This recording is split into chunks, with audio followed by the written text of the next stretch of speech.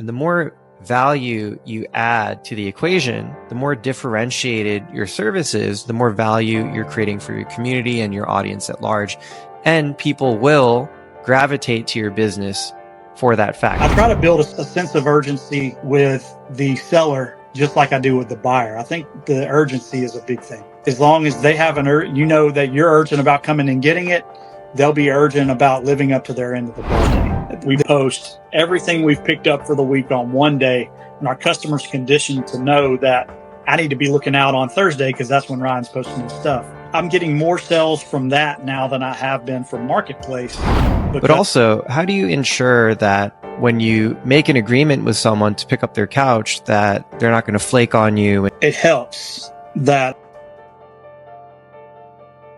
Hey, really quick before the podcast, did you know Ivy Flip has created the best couch flipping app in the world? With our newest update, we have the fastest marketplace search times. This means you'll get to listings way before your competition. With Ivy Flip by your side, you can dominate your market. Not to mention, we also help with cross-listing and inventory management. If you're serious about your couch flipping business, you need this app. Try the app today and get a free trial. Just search Ivy Flip in the Google Play Store or iOS App Store, or click the link in the description now.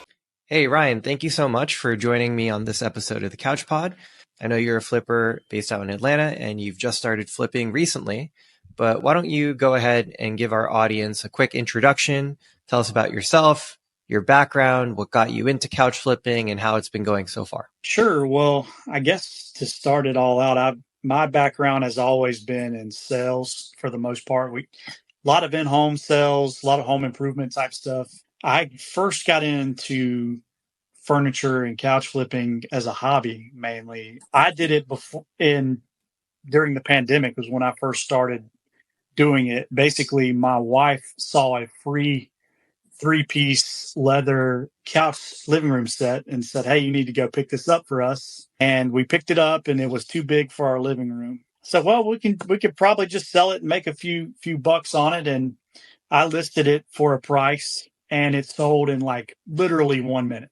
I said, "Wow, that was fast." The guy literally was like, "I'm coming right now, and I'm coming to pick this up right now." As it turns out, I made friends with the guy on Facebook and saw that he listed it later that evening for triple what I asked for it. And I said, "Oh my goodness."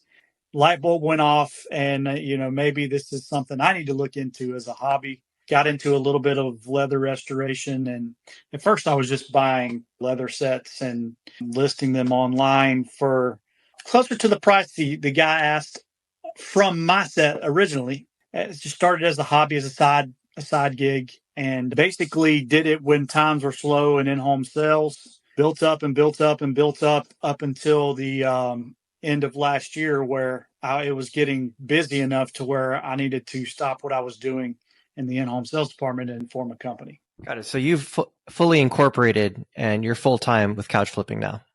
Yes, sir. 100% full-time. This is all I'm doing. Got it. Well, congratulations on taking that step into the game, going into the deep end, if you will. It has been a deep end, but it's been a good one. So in reality, you aren't that new to couch flipping. You've been doing it for a while. It's just this jump into full-time and relinquishing the salary of your former employment. That's the change that's happened here. Yes, sir. The big change is starting a company. Now, I tried a venture with a very, very good friend of mine at the end of last year, middle to end of last year, and we just found out we were better friends than business partners. He was looking for more of a part-time into this, and I was really wanting to take it full-time. And fast forward to January 1st, starting my company, Moss Furnishings. Yeah, I've gone into business ventures with friends before, and actually it's worked out. Like my former business partner and I were good friends we've known each other for 15 years. And the thing that made us effective as a team was the fact that we complemented each other's skill set. We had respect for each other, but I think it was also the fact that we put the business relationship first over the friendship, right? And not all friends are willing to do that when it comes to business. There's emotions involved in that, but if you can clearly prioritize the business and say, okay, here's how we feel as individuals and here's how we feel as friends in interacting, but there's also the greater good of this business that we're building together and our shared aspirations for the future. It's a lot like a marriage. I learned I learned a lot about marriage, I think, and dating from my business partner. It's kind of weird, but also it makes sense in a way. So, given your background in in-home sales, what do you think carried over or has carried over to the operation of the flipping business today? So I think really in a nutshell, how it's helped me carry into this business is the very fact of it's really more of how to handle yourself in somebody's home. Most of the time when I'm making a pickup, it's out of somebody's home, or I'm always delivering. As a huge part of our business is delivery, and there's when you walk into somebody's home, there's a wall built up from the customer just because they don't know you, and the skill of being able to break down that wall quickly and turn into more of a relationship instead of there's this stranger in my home. It helps your business quite a bit, especially from a delivery standpoint. We try to run our company from the golden rule: do unto others as you would have them do unto you, and that's served us pretty well from our company standpoint. And basically, in-home sales was all about breaking down that wall and finding common ground with somebody while you're in their home.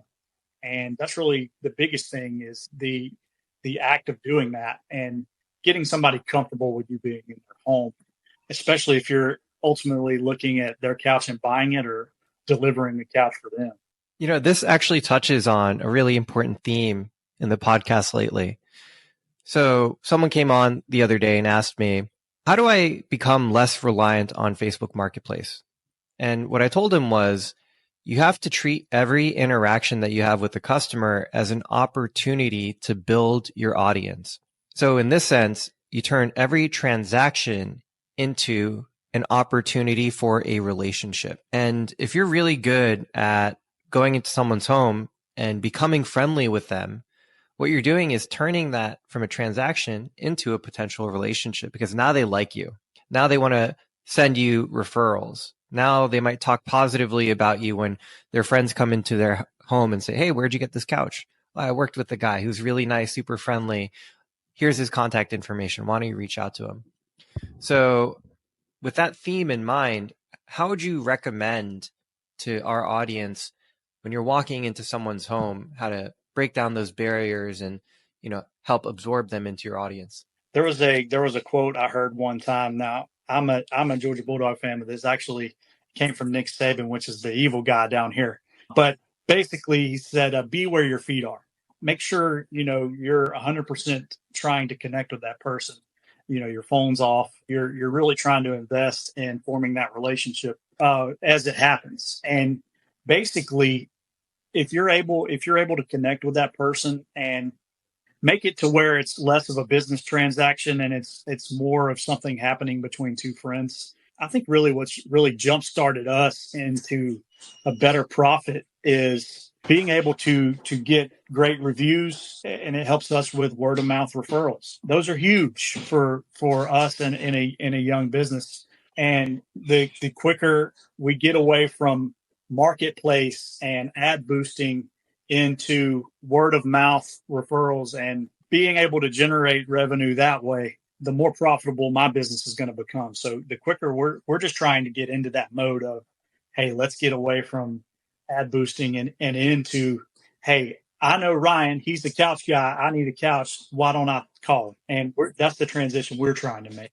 as a young company. What is the name of your company, and how have you gone about branding yourself in these early days? Sure. So the name of my company is Moss Furnishings, and I actually watched a podcast of yours one time with a guy. I think it was Dylan's couch flipping, and he said he had a Facebook group. It's a private group that he kind of gave the people in that group the first dibs at his listings. And I think really the biggest thing we've done, not to completely steal something from him, but kudos to him. He gave me kind of the idea of starting a group where they get first dibs. We make all of our inventory gets posted on the same day. It's every Thursday. We post everything we've picked up for the week on one day, and our customers conditioned to know that I need to be looking out on Thursday because that's when Ryan's posting his stuff.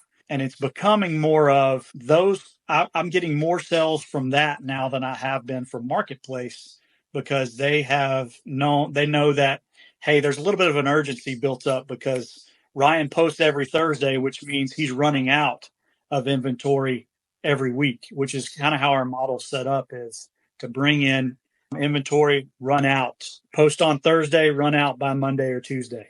So they know if they like something, they've got to jump on it pretty quickly. Builds up an urgency to know that that's how we run our business, and also kind of builds the brand of, hey, Ryan, he's got a lot of reviews that are good. We've been blessed to come across some really great customers that's left us some fantastic reviews.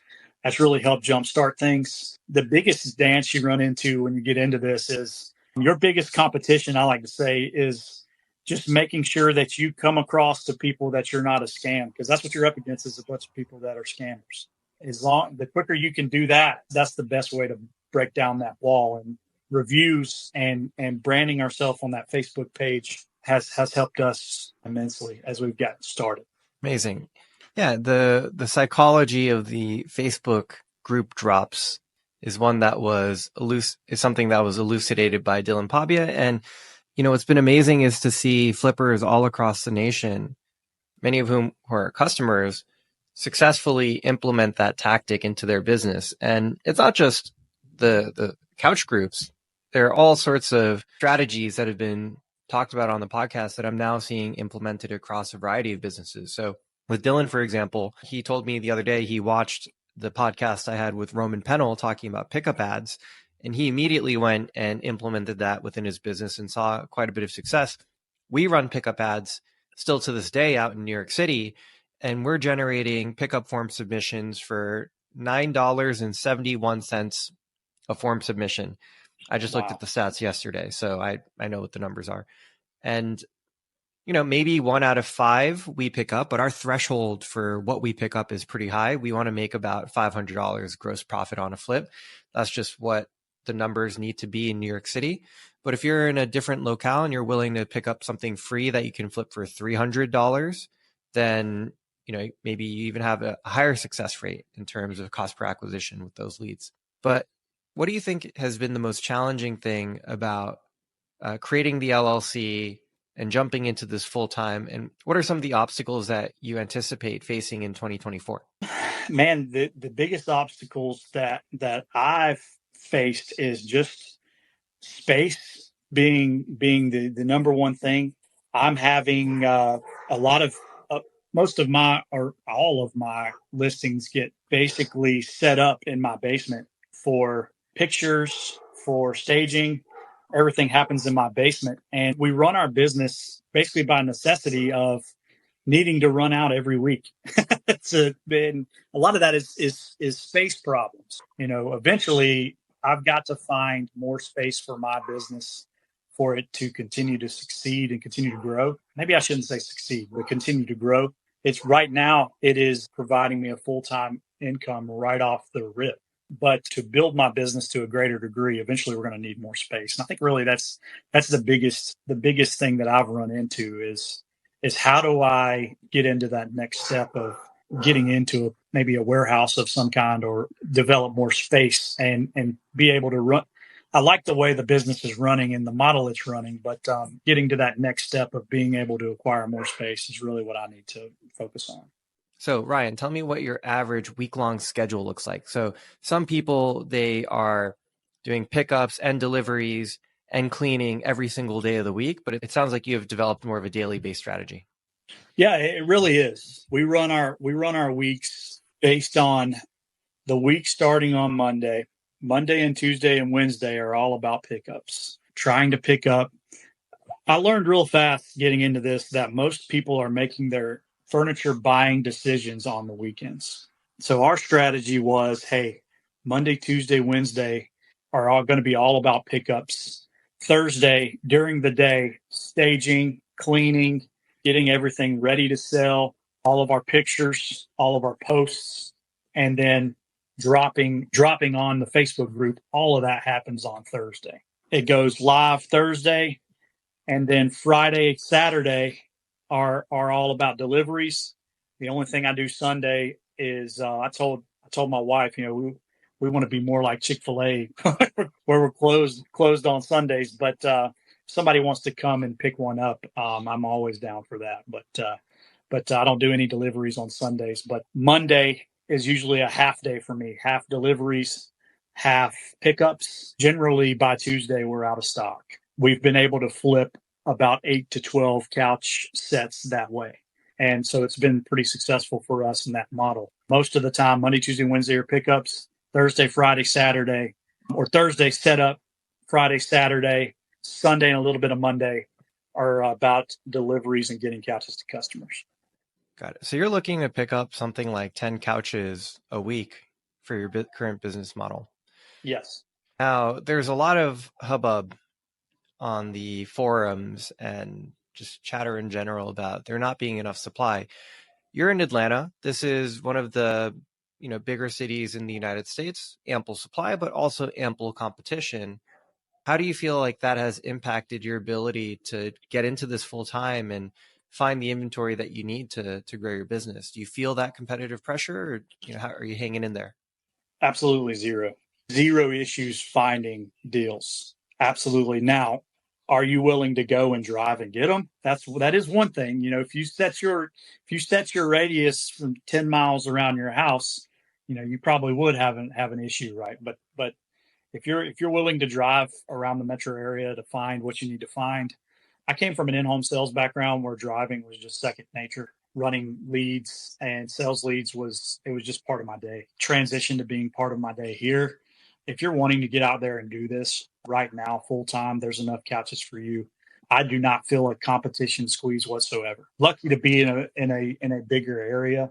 I probably live 30 miles east of the Atlanta metro area, so bringing couches from the metro area into my area is probably, it helps me out quite a bit.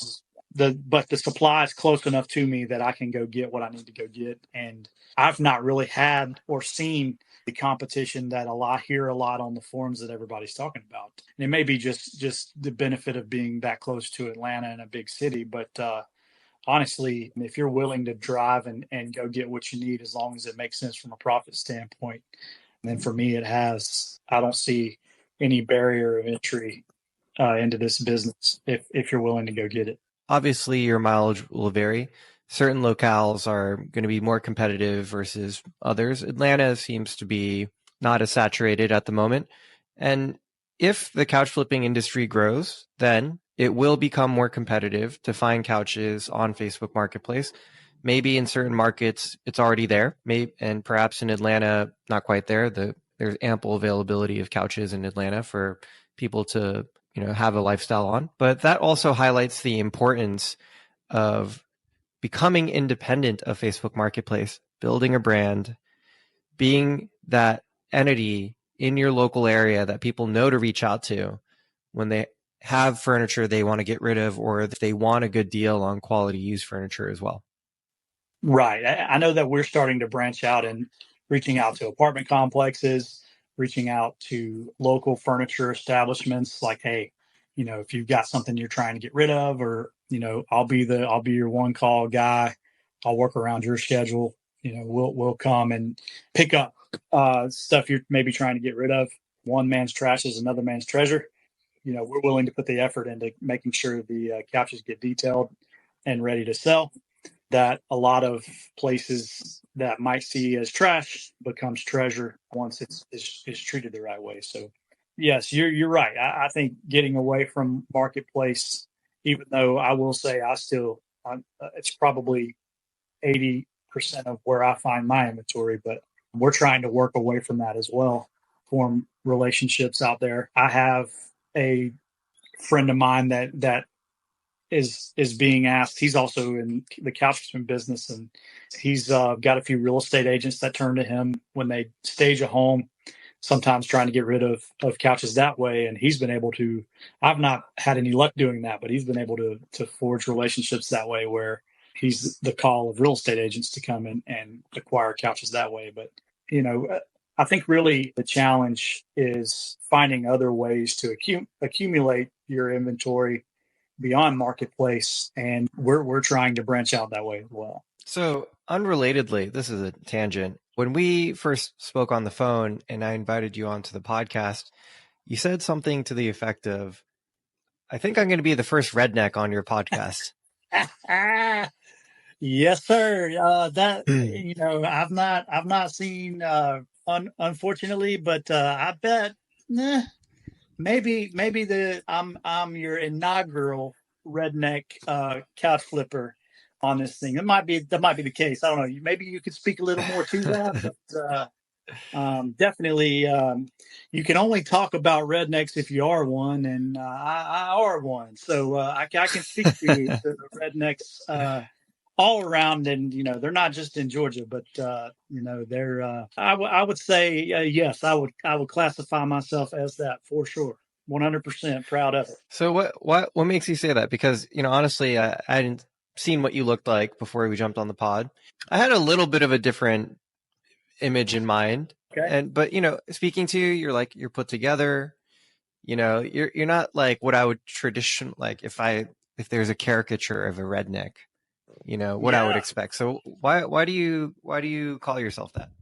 Well, I would call myself that because you may say, he has an accent. I've got a little bit of a Southern accent. Nothing wrong with being what you would call a redneck. But I would say maybe if you compared me to some of the distinguished businessmen you've had on this podcast, God bless them. I'm not one of them. I'm more of a, Mama taught me how to dress growing up, so that I can put myself together a little bit. But I guess you could say more of a country redneck type guy. But really, it boils down to just I don't put very much pressure on myself. And the reason I said that maybe was just because compared to a lot of business guys, I'm probably more of that ilk, I would say. I see. Well, one stereotype about rednecks, they love freedom. Absolutely. Also guns, Yes, which sir. is like the freedom to do what you want. And there is a common ground between rednecks and entrepreneurs. We want to do what we want to do. And so maybe there are more similarities than differences between you and some of the other guests than we might expect. But the reason I bring that up is I'm curious if that is like your target market, because you live east of Georgia, about 30 miles east of Georgia, and if you look around you, this is probably your core demographic for who you're selling to. And do you find that there are a lot of people that are like yourself? And how does that change or alter their preferences for the kind of furniture that might be interested in? And also, how does that impact your strategy in terms of the couches you're selecting and how you're marketing? So I'd like to hear a little bit more about that. Well, I think the age-old adage is people buy from who they like. And you could say that a lot of people that buy from me are more of around here or country. But I think really if you're going to success, and what I've found pretty good success in is finding common ground with just about anybody. Not everybody that I deliver to certainly has the same accent that I do. But there's a lot to that. I think the biggest thing is building that common ground with somebody you might not have a lot in common with. And the ability to do that is definitely a skill. It's a skill that I've had to learn the hard way with a long road of in-home sales jobs that have helped me in that. But that being said, I'd say, yeah, a lot of the people that I've helped are on the countryer side of things over here. But the good thing is people buy from who they like. And if you can find a way to break that wall of this being a sales transaction and to this being something I'm buying from my buddy, the better off you'll be when you're trying to flip this stuff. Sure, you can put an attractive price on a couch and get a lot of attention, but it's not going to serve you very well. What's going to serve you very well is the interaction that you have with the customer. They're not going to tell their friends about, or they might, but more often than not, customers are not going to tell their friends about a guy that has low price furniture. They're going to tell their friends about their experience. And if you can create that in-home experience of, man, this guy came in, he was having the greatest day ever. He was excited to be here. He served me and my family well. God, he wiped down the couch while he was here. He made sure everything was clicked together. He asked me where I wanted it. Man, I'm telling you, this needs to be your guy. That's really the relationship you're shooting for, is that personal interaction. It's more about the experience than it is, hey, this guy has a great price on couches. Yeah, I think you're touching on two important points here. Now, everyone is free to operate their business how they like, but in general, I think it is good to know your target demographic and then communicate directly to that target demographic, because there's a lot of noise, especially when it comes to social media and the internet. There's a lot of noise out there, and it's hard to get the signal out of the noise. So if you're speaking to everyone, you're actually speaking to no one. So to have better communication, it's important to identify who your audience is and be as intentional as possible in your communication to them. A good example is just Ivy Flip. Our software can be used by anyone who is flipping things on these local marketplaces, Facebook, OfferUp, and Craigslist. You can use it to source, you can use it to sell.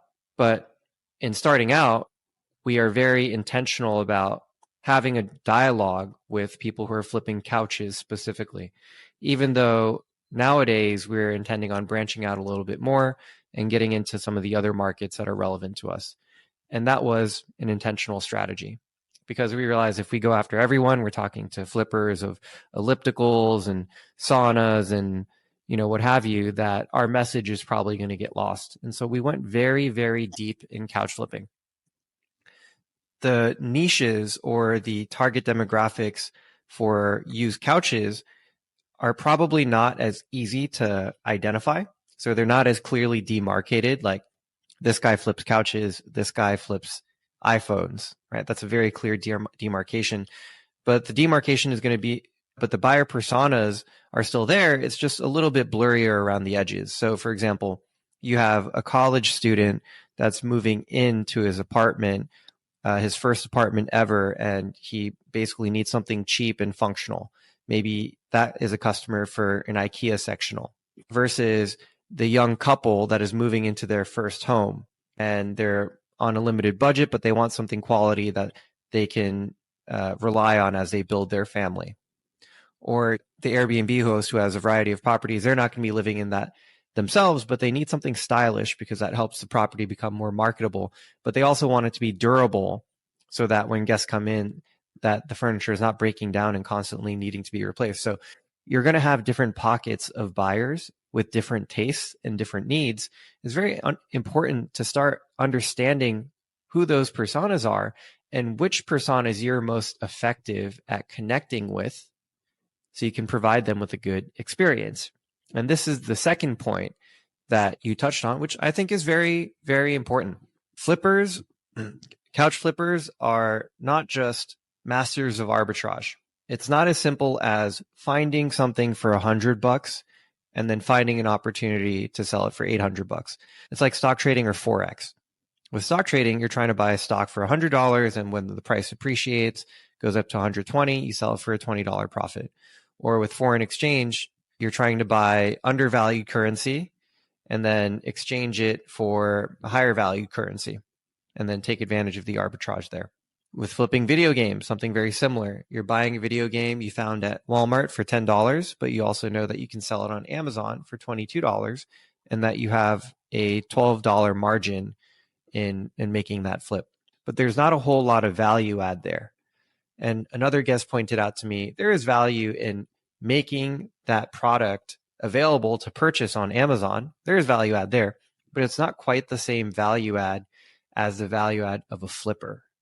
Flippers add so much value into this equation in that they're removing furniture that is an inconvenience from a seller's home that normally might even end up in the landfill if they can't do something about it and they have to move out by a certain date.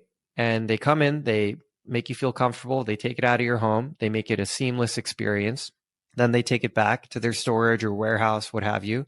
They clean it, they store it, they make it look presentable, they stage it, and they, relist it on Facebook Marketplace or their website. And then the next person who needs that piece of furniture can feel good about what they're buying and feel good that knowing that this is not just, a bed bug infested couch coming out of some, random person's house. This has been thoroughly inspected and cleaned. And then best of all, it can get delivered right to you. Some people offer curbside delivery. Seems like you're offering in-home delivery, and you'll even come in and assemble it for them. And the more value you add to the equation, the more differentiated your service is, the more value you're creating for your community and your audience at large. And people will gravitate to your business for that fact. And I think that you can charge for this value add. That's the important thing. You shouldn't just be doing all of this for free. This is part of the service that you provide, and you should be compensated for that.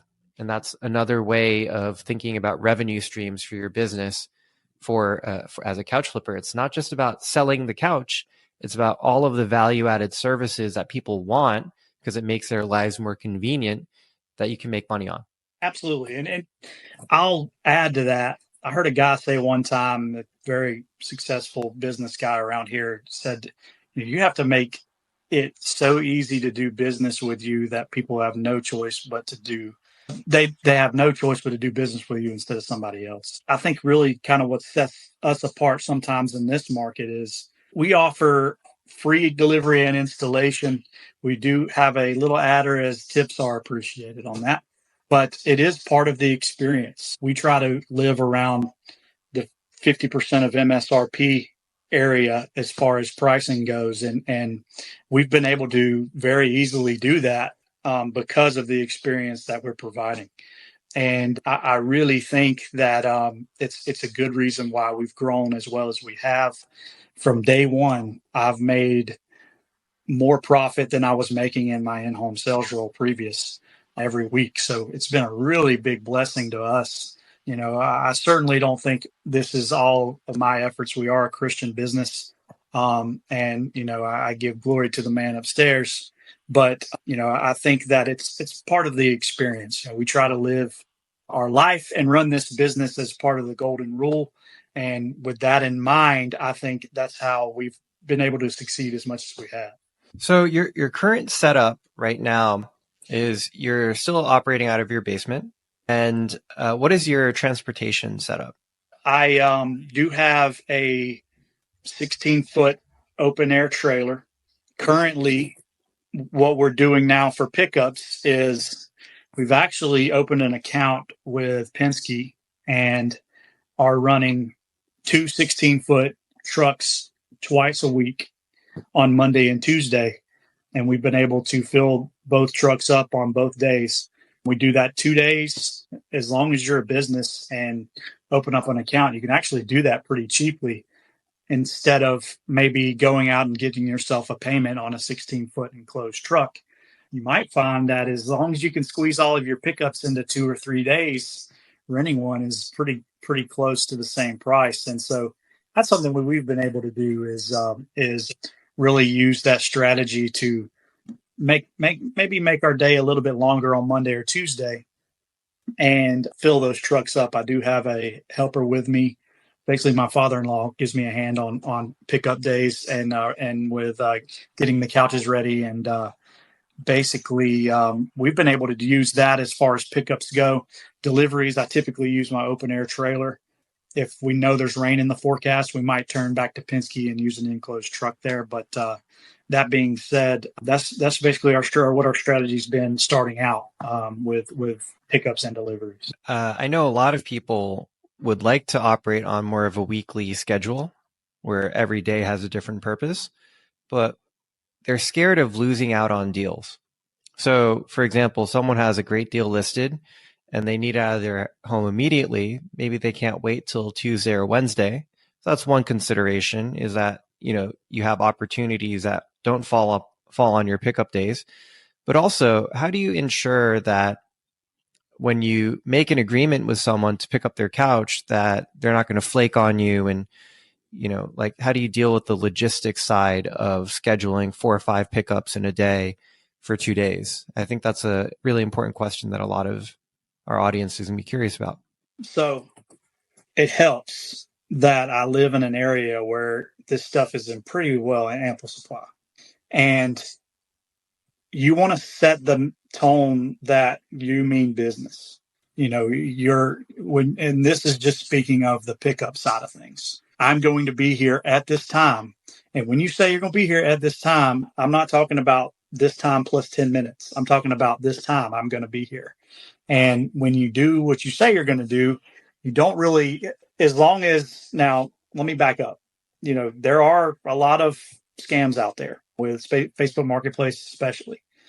And basically, you have to know what the trends are of the people that are doing that. You can tell if somebody means business just like they can tell if you mean business. And really, it's searching for the person that is, here's my address. If they can describe, like, my house has 2 steps in the front of it, I'll be here at this time. You can tell when somebody's serious about selling something just like they can tell if you're serious about buying it. I've literally, to prove I was serious, I've shot a picture of me holding 2 $100 bills and sent it to a customer and said, hey, I've got cash. I'm ready right now. I try to build a sense of urgency with the seller, just like I do with the buyer. I think the urgency is a big thing. As long as they have that you're urgent about coming and getting it, they'll be urgent about living up to their end of the bargain. The key there is being pretty quick. I don't try to set up a deal anything longer than the night before if I can help it. Now, that helps that I live in an area that you can do that. You might have to run it a different model if you're in an area that's farther away from a major city and you have to plan a little bit differently. Luckily, there's deals to be had on Monday, Tuesday, and Wednesday, just like there are on Thursday, Friday, and Saturday. Now, what I have noticed in my area is the deals that are on Friday, Saturday, and Sunday are a little bit harder to find because some of the people that are trying to get rid of their furniture are trying to buy on Friday, Saturday, and Sunday. So the people that are getting rid of their furniture are getting rid of it or trying to get rid of it Monday, Tuesday, Wednesday, and Thursday, because I want to have it out of here for when I go and buy what I actually want. So the stuff I don't want, I want to get rid of that Monday, Tuesday, and Wednesday. So I found that's why I've structured my business of my pickups are going to be when people are getting rid of the stuff that they don't want. Right. And then also there tends to be more demand on the weekends too, right? People are off work. So if you're looking for furniture, you might be doing that on Saturday. And so the good inventory might move a little bit quicker because there's more people looking for a couch as well. Absolutely. Okay. Very interesting. Have you had any issues with people flaking on pickups using this strategy, or like has the failure rate been relatively low? Relatively low. Now, not without its hiccups. You're going to have, when you're talking about making deals with other people, people are imperfect. And so you're going to have certain issues as far as pickups are concerned sometimes. But I would say that we've had a pretty high success rate because I'm able to vet these customers out from the jump on Marketplace. And it's helped just having a sense, knowing when somebody means business and when they're not. Doing business this way for a little while, as far as buying couches, has helped me. It's it's easy. It's on the easier side of things to be able to tell when somebody means business and when they don't. I mean, I would say, my God, thank you for creating this app, because that's really what's made things easier as far as, especially on a pickup standpoint. I've made 3 deals of profit that I would not have got any other way that have paid for this service for the whole year. So for me, I've made 3 deals that I found on Ivy Flip for a combined profit of $5,000. And not a big math whiz, but I think that pays for this app for a pretty good long while.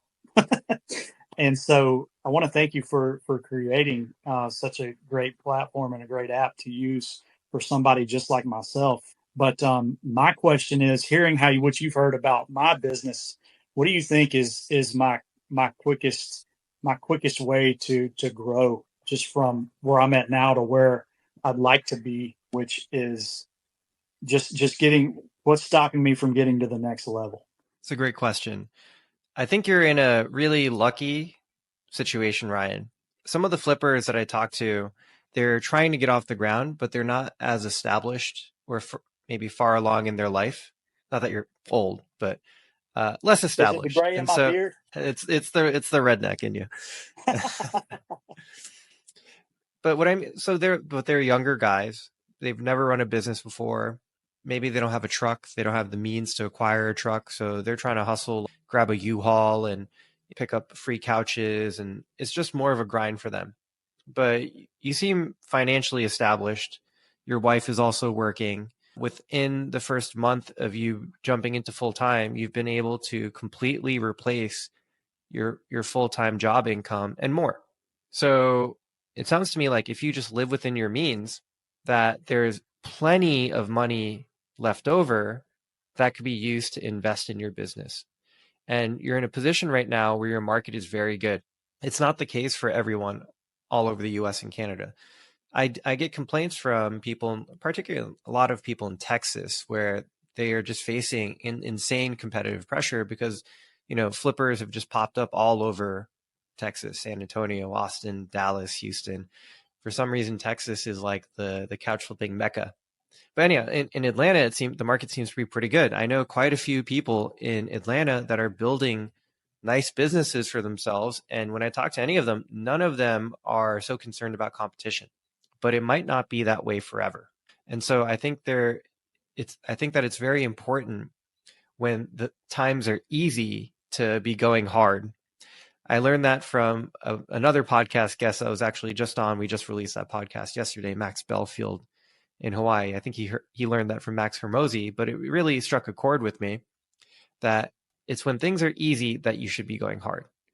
And when things are hard, you should be going hard too. So generally, you should just be going hard all the time, but to not let up and get complacent when things are easy. Use that as an opportunity to get so far ahead of the competition that they can't catch up.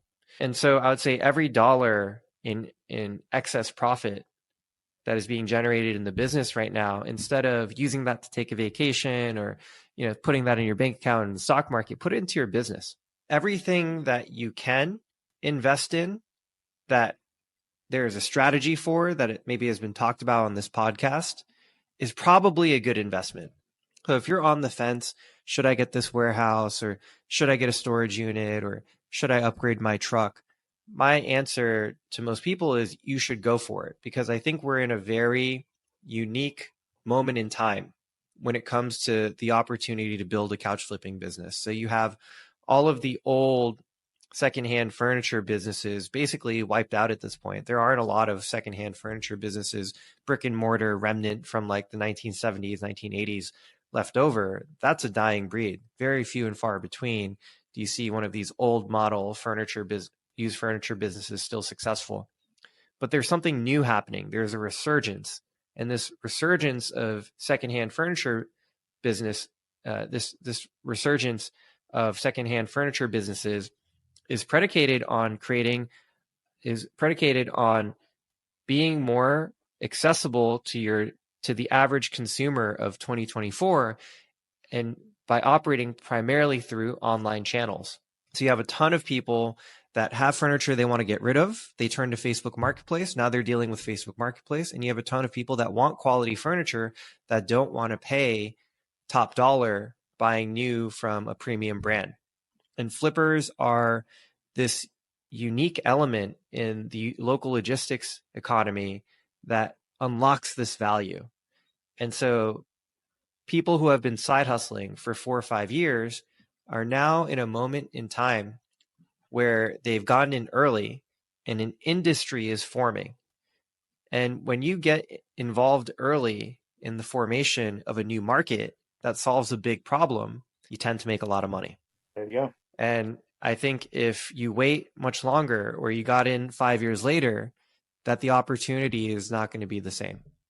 And so I encourage everyone who is taking that step and getting into couch flipping, and they're maybe a little bit on the fence. Should I, keep this as a side hustle, or should I go all in? If you're just going to side hustle, it's going to get harder and harder to make a decent income off of couch flipping. You have to take it seriously, and you have to go all in. And that's the general piece of advice that I would give to you as you contemplate your journey in the rest of 2024, is whenever you cross that fork in the road, should I make this investment or not? Or, think about it, practice judgment, practice good judgment, evaluate the pros and cons, but err towards action. Don't let the fear of failure stop you, because what do you have to lose? You have everything to gain. So Ryan, I know you have to go. I appreciate you taking the time joining me today, even throughout the technical issues. I think we got to let your wife have her phone back. Yes, sir. Hey, happy wife, happy life. That's the number one rule here. That might be the most important lesson out of this podcast today. Hey, that's right. That's right. Okay. Hey, thank you so much for coming on. I enjoyed our conversation. You have a great day. Thank you, Charles. Thanks. Bye-bye.